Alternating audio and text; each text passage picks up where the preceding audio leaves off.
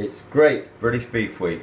We want to celebrate this week by cooking a beautiful ribeye steak from Borough Farm, Devon.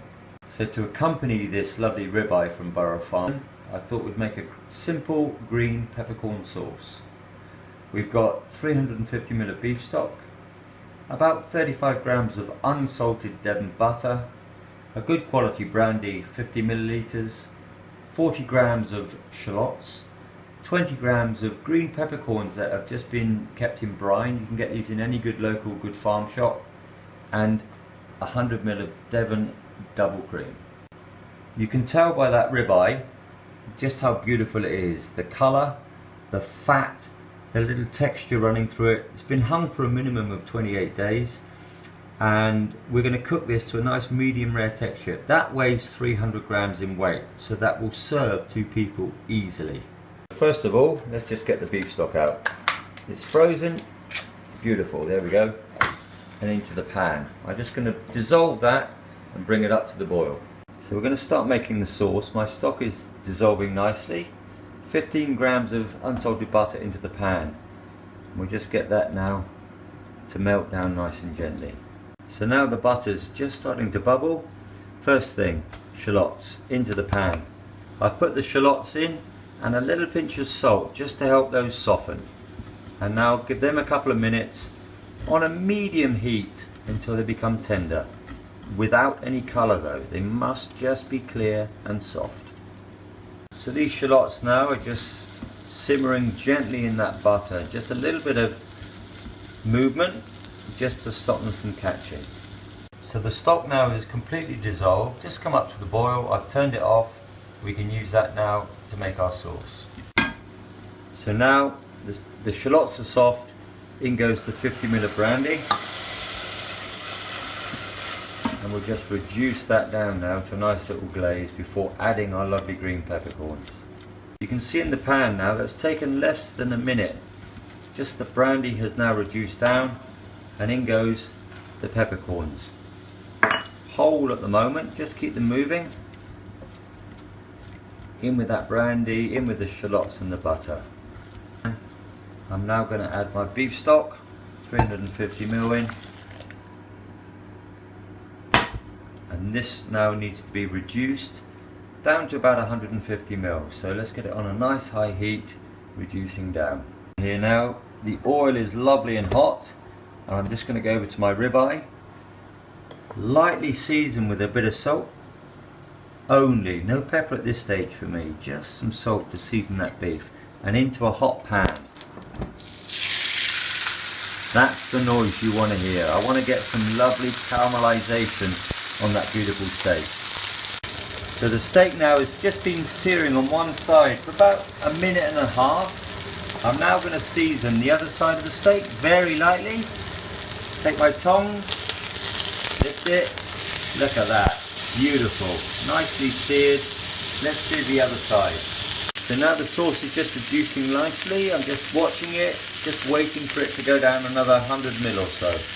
So now the steak has just been searing on the other side for the same amount of time. I just want to colour it up with a little bit of butter. So in goes 20 grams of butter. Let the butter foam and bubble. We'll just start to baste the steak. This will keep it beautifully moist as well and just help develop that lovely colour.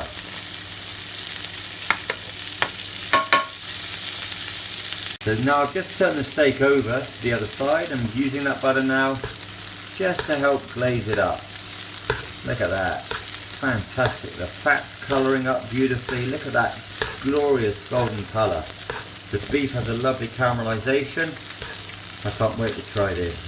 I'm going to use the pan and put this steak now into the oven, probably for no longer than between 2 to 3 minutes. I want to get it medium rare and it still needs to rest. It's been in for 2 minutes. Turn it over, fire it back in for 1 more minute. Out comes the steak onto the side.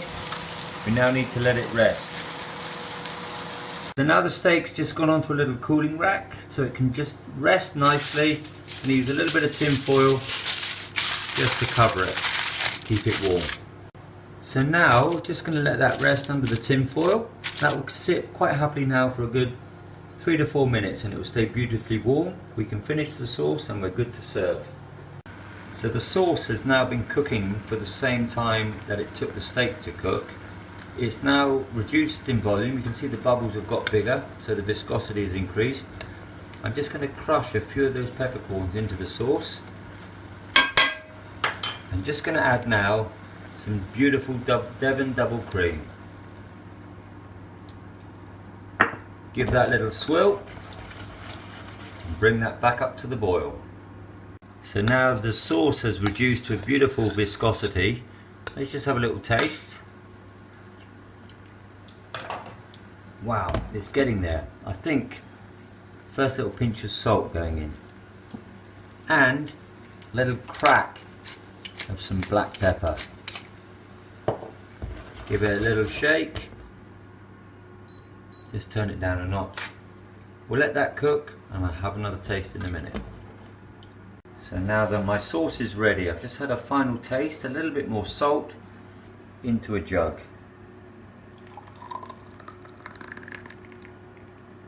And it goes. Lovely. So just lift the tin foil off the steak. You can see now it's had the chance to rest. All those juices have just settled on that plate. I'm now going to cut some slices and serve onto the plate. So I've cooked this steak medium rare, just giving it a final twist of black pepper on top. Now let's cut some beautiful slices with a lovely sharp Robert Welch knife. Look at the colour of that. Wonderful. That steak looks amazing. So I've just carved it, served it onto that plate, and now our beautiful peppercorn sauce just drizzled over the edge to give you that taste of a little bit of spice, but the richness and that beautiful flavour of the beef. The two will complement each other so beautifully. Borough Farm ribeye beef, peppercorn sauce, Pure Stock Company.